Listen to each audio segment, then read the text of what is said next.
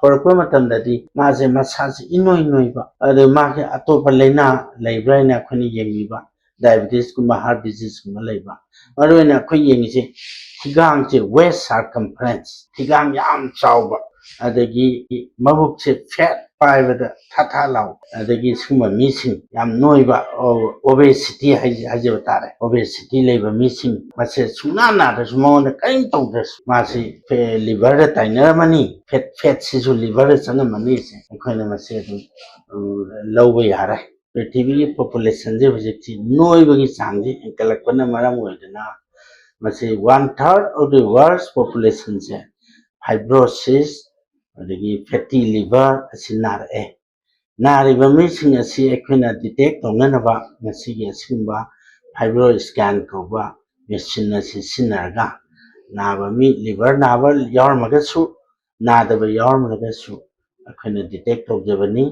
मसीना तौरिबा machine सिगी माइ शक्ति से माना एखोगी लिवर सिदा मशीन सिना थाजलगा लिवर सि एखोई LSM कोई लिवर स्टिफनेस मेजरमेंट लिवर सि माना इलास्टिक वोई दे इलास्टिक वर्गनि माजु मापांगन कलियन खने दे स्टिफ अदि माजि तासल सुंगंग नो तासल कागं तासल मसने बा कोन लास्ट स्टेज cirrhosis हाइबसे and a fatty liver is an early stage of liver disease now. But you takwamidana amatakali, adubu, alcohol nattaba, nupi angang. Adu hate you with the massage, mabuki, itontonba, uki, ikankangatba, nupa or nupi or you detectaba, noiba. Adigi atopa amana diabetes na naba, atopa amana heart disease na naba. Asingwa missing the su. Jeki fatty liver have a lena cham nagali and makoi you takragasu last stage the you takpana naraga cirrhosis na siba adaman haiba missing chichu cirrhosis na siri and I can tana simase marka toina came to jarabati nada means so I can advise PBV item nancy command not pocket again mayana canary city are you takpan ama aduna tajaban khalamne hujikti inong nongna nawaidi yu tapai ngakte khalame ba doctor su kai handak marakti sahi ani ahum sidadi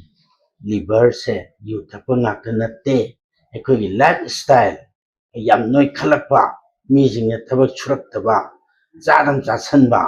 cholesterol wang khalakpa heart disease narakpa diabetes narakpa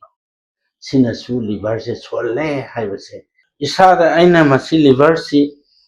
fatty liver last stage cirrhosis haiba tardi early stage horko matamdadi maze masasi inoiba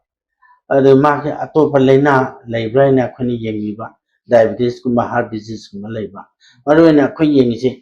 thigang che waist circumference thigang yam chawba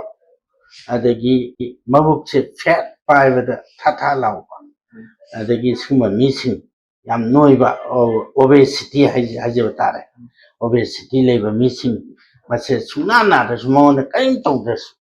masi liver da tainer mani fat sisu liver sanga mani se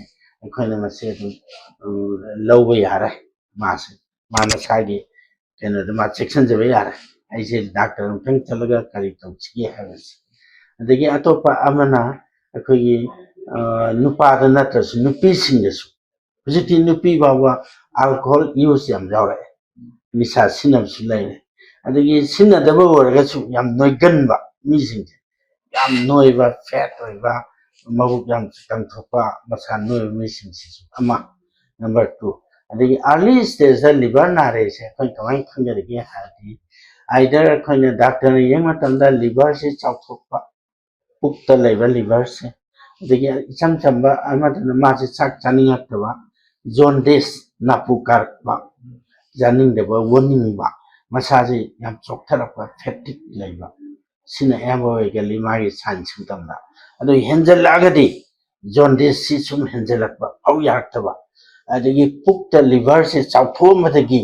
liver se tamna pixel aga sugang wangang pixel lagiba small size liver adu ni akena last stage cirrhosis harise ꯍꯧꯖꯤꯛ ꯑꯩꯈꯣꯏꯅ ꯋꯥꯟꯖꯔꯤꯕ fibrosis ꯁ꯭ꯀꯦꯟꯗꯗꯤ fibrosis ꯁ꯭ꯀꯦꯟꯁꯦ stage 1 stage 2 stage 3ꯅ ꯈꯥꯏꯗꯣꯛꯏ ꯁꯤꯅ ꯑꯩꯈꯣꯏꯅ ꯃꯥꯒꯤ ꯃꯦꯆꯤꯟꯁꯤꯒꯤ ꯃꯥꯒꯤ ꯀꯦꯂꯤꯕ꯭ꯔꯦꯁꯟꯁꯦ ꯑꯩꯈꯣꯏꯅ ꯕꯤꯂꯣ 8 ꯑꯗꯒꯤ 8 to 12 and 12 and above ꯑꯅ ꯈꯥꯏꯗꯣꯛꯆꯩ 8ꯀꯤ ꯃꯈꯥ ꯂꯩꯕꯈꯩꯗꯤ ꯑꯩꯈꯣꯏꯅ ꯆꯍꯤꯒꯤ ꯑꯣꯏꯅ ꯑꯃꯨꯛ ꯌꯦꯡꯕ ꯂꯥꯛꯄꯤꯌꯨ ꯑꯗꯨꯒ 8 to 12 ꯂꯩꯔꯕꯗꯤ doctor ꯌꯥꯔꯒꯅ ꯂꯤꯚꯔꯒꯤ specialist adagi adugumda chapiro akoi medicine doctor disu tanabiro haire and 12 and above yawradi madu kanna nare na lawjare aduradi ma liver specialist ka yenga ko daka were na mai lawje adu ekona LSM koi my score se liver stiffness measurement adu ekoi medical term ne kilo pascal hana khane